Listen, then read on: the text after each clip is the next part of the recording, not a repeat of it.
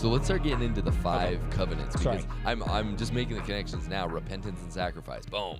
Yeah. Those fit together. Okay.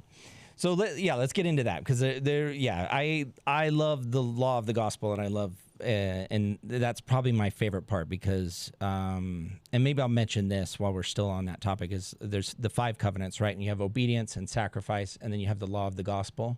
So it's the 3rd covenant that we make in the temple. And then you have the law of chastity and the law of consecration.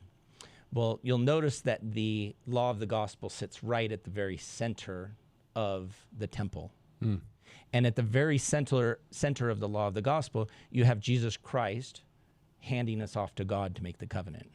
So you can say at the very center of the temple, the very center of our worship is Jesus Christ getting us off to God. Okay, so we have the law of obedience.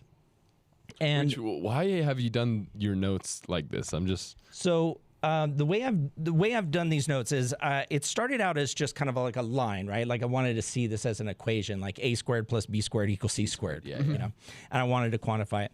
So, but I laid it out this way because what I've discovered is that obedience is at the very core of everything. And so, if you were to take you take the law of sacrifice and you would take a slice of that, at the very center would be obedience.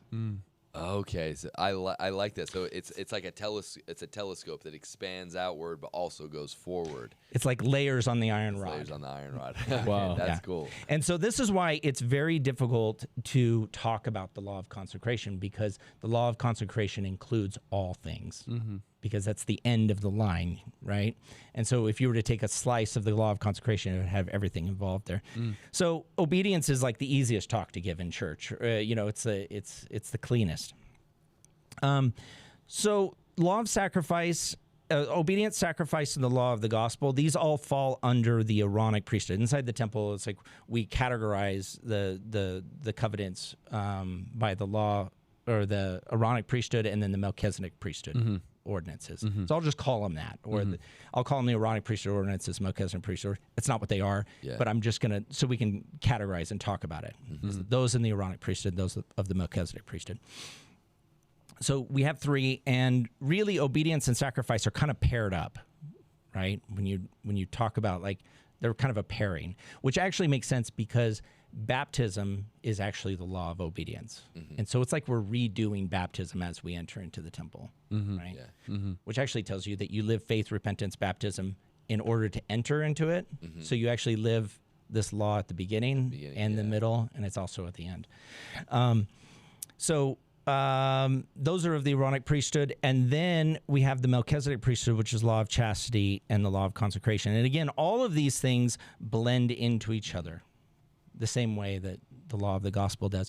So once we get to the law of the gospel, this is where there's going to be a death and a rebirth. And so what you have to do is you have to die as the individual, and then we are combined with somebody else in the law of chastity.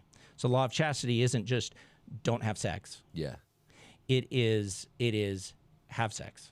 It is multiply and replenish the earth. It is come together and become one flesh. In fact, the children that you create are the physical representation of that one flesh. Of one flesh, It's actually what it is. It is the invitation to. So in the Garden of Eden, right?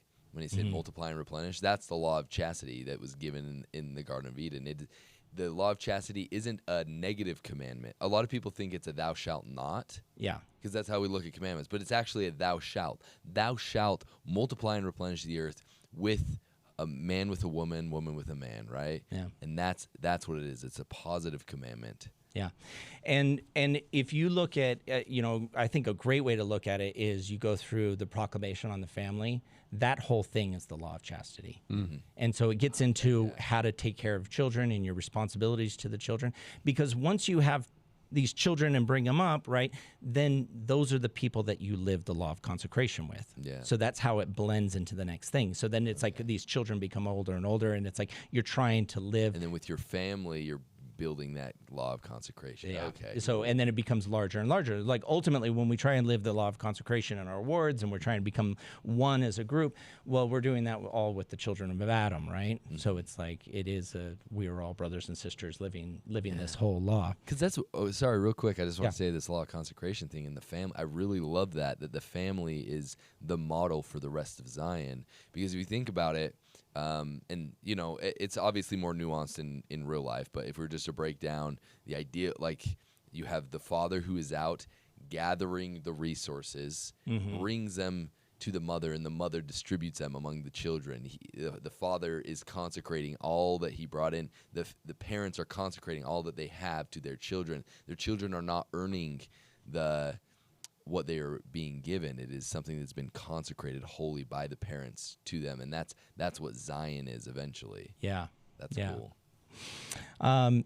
What I've noticed about the covenants under the Aaronic priesthood, they're very like individual, right? It's our own obedience, it's our own sacrifice, and it's us creating a relationship with God. Right? So it's a very individual thing. And then as you get into the Melchizedek priesthood covenants, we start adding people to it. So you have the law of chastity. Suddenly it's like a triangle. It's like God and a father and a mother, right? And then as you add people to that family, then it starts becoming like becomes a tree. It becomes three-dimensional. Yeah. Right? You start adding children. It's like, I don't know if the way I've drawn it out is like a CAD design, right? It's like in geometry, you have points and lines, and everything that you create in geometry is with points and lines and planes. And so as you start to add more points and lines, then you create these three-dimensional, more useful objects. And so when you get to living the law of consecration, it's multiple points and multiple lines. And what can you do with a group that is all one? You can do some pretty amazing things, right?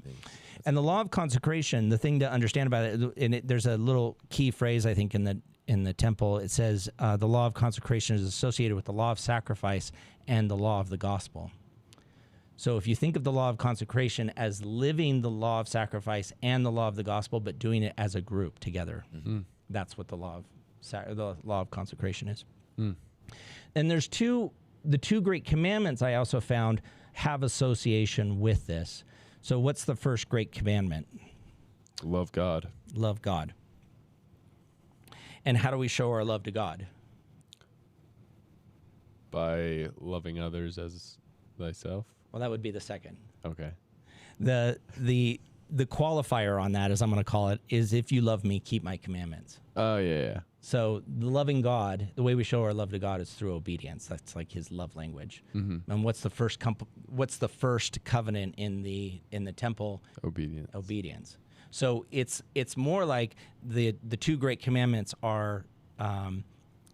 The first one is starting with obedience, and then the second one is love thy neighbor as thyself. Well, we start to introduce a second person. Interesting. Right? Yeah. And how do we show love for our neighbor? I think the qualifier is